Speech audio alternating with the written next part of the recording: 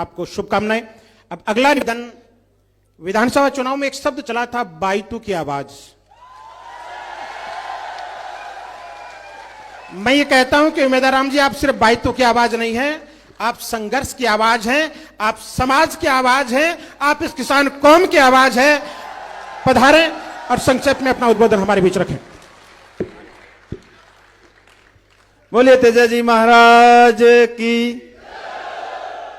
आज राष्ट्रीय तेजा संवाद कार्यक्रम में पधारे हुए पूज्य गुरुजी के चरणों में वंदन करते हुए, हमारे राजस्थान सरकार के मंत्री खर्रा साहब जो अभी समाज के लिए खरी खरी और मजबूत बातें अपने को बताई, उन पे सब अमल करें। और सुपर नेता प्रदेश के डोटासरा जी, जो राजनीति के हिसाब से हो या समाज के हिसाब से हो, सभी तरफ से अपने को अच्छी सुपर बातें बताई, वो सारी बातें अपने जीवन के अंदर ग्रहण करने का प्रयत्न करें। डूडी जी, पूसाराम जी, विकास जी, पूज्य गुरुजी विधायक साहब, चोरी सांसद साहब, सुवर्णानंद जी, मील साहब, बाकर साहब, सुंडा साहब और श्रवण जी, तारासन जी और सम्मानित मंच और पूरे प्रदेश से पधारे हुए समस्त समाज के मौजीज जिम्मेदार व्यक्तियों, युवा साथियों, मातृशक्ति, आपने मारी तरफ घना घना राम राम शाह। अब उद्बोधन की बात करें तो मैं इतना काबिल नहीं हूं, सक्षम नहीं हूं कि इनसे ऊपर कुछ बता सकूं।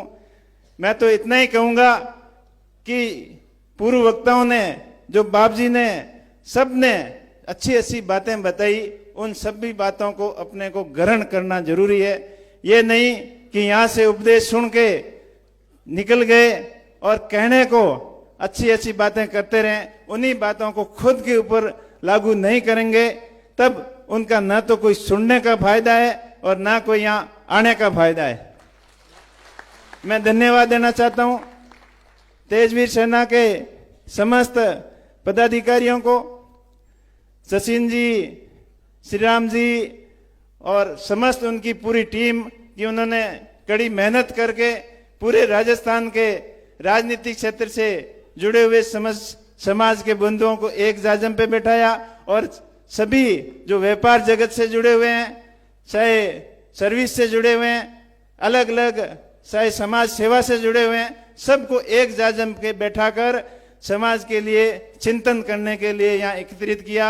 आपका बहुत बहुत शुक्रिया, बहुत बहुत धन्यवाद। हम सबको समाज के लिए हमेशा एक रहना है, पहले अपना समाज और फिर दूसरी बातें आती है, लेकिन अपना हित बढ़ाने के लिए दूसरे का नुकसान भी नहीं करना है।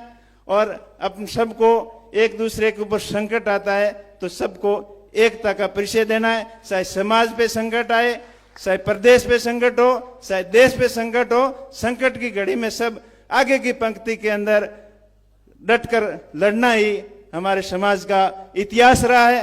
हमारे पूर्वज उन अभावों के अंदर जिए हैं, उन परिस्थितियों के अंदर जिए हैं, तो अपन सबको वो दिन भी याद रखने हैं, उन दिनों को नहीं भूलना है जिन विकट परिस्थितियों में अपने पूर्वजों ने संघर्ष करके अपन को इस मुकाम तक पहुंचाया है। और शिक्षा के क्षेत्र में हो, चाहे राजनीतिक के क्षेत्र में हो, चाहे सामाजिक क्षेत्र के अंदर हो, जो हमारे पूर्वज मार्गदर्शक रहे हैं, उनका अनुभव लेकर, उनकी प्रेरणा लेकर अपने समाज को आगे तक बढ़ाना है।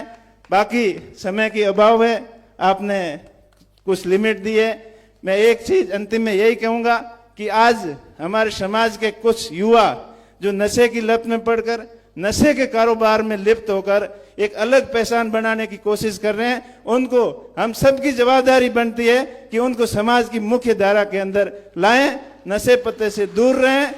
और जो शिक्षा के क्षेत्र में यहाँ चूरू, सीकर और झुंझुनू से जो अच्छी शुरुआत की, मैं बाड़मेर से आता हूँ और जब मैं स्कूल जाता था या उससे पहले बाड़मेर जिले को वैसे पिछड़ा जिला मानते थे और काले पानी की सजा के रूप में यहाँ कोई बदमाशी करता था तो राजनीतिक ऐंठ निकालने के लिए उसको बाड़मेर भेजते थे।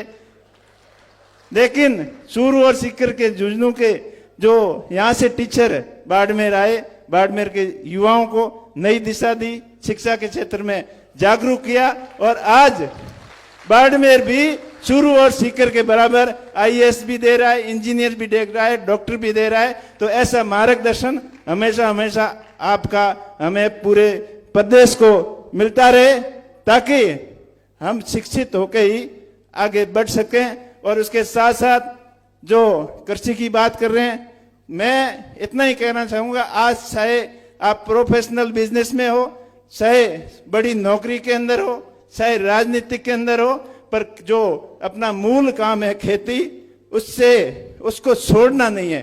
खेती वैसे नुकसान का काम है, ये मानते हुए भी 100 नुकसान होता है, उससे कोई फर्क नहीं पड़ता।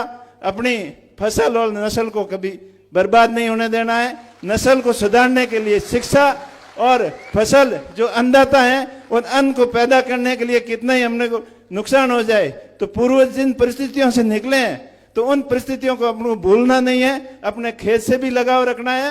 और आधुनिक जो आज के जमाने की जो जरूरतें हैं और आगे आने वाले समय में क्या जरूरतें रहेगी, उस हिसाब से, उस प्लानिंग से अपने सबको मिलकर आगे बढ़ना है। चाहे आपको बिजनेस के अंदर हो, चाहे राजनीति के अंदर हो, कभी असफलताएं आए, ठोकरें खाएं, पढ़ें, उठें और फिर तेजी से आगे बढ़ें। जब अपन आगे बढ़ते हैं, एक रास्ता क्रॉस होता है तो आगे 2-3 रास्ते नए मिलते हैं। तो कभी आप असफलता से हताश नहीं हुए, निराश नहीं हुए। एक बिजनेस आपका फेल होता है तो अलग से दोबारा चिंतन करें, मंथन करें कि मैं किस वजह से फेल हुआ हूं, दुगनी तैयारी के साथ में आगे बढ़ें। और जिस जिस सेक्टर से आप जुड़े हुए हैं, उन सभी क्षेत्रों के अंदर आप सबकी जवाबदारी बनती है, हम सबकी जवाबदारी बनती है कि उस क्षेत्र के अंदर नए लोगों को अपने साथ में लाएं और आगे बढ़ाएं। आप बड़ी संख्या में यहाँ पधारे, आप सबका बहुत बहुत धन्यवाद। पुनः सभी आयोजकों का धन्यवाद और समाज नेतागणों का बहुत बहुत आभार, बहुत बहुत धन्यवाद। बहुत बहुत धन्यवाद। सहजता और विनम्रता के पर्याय सम्माननीय उमेदवार राम जी ने कहा कि फसल और नस्ल की चिंता हमें करनी है और यही इस कार्यक्रम का उद्देश्य भी था। आइए अब अंतिम उद्बोधन के रूप में मातृशक्ति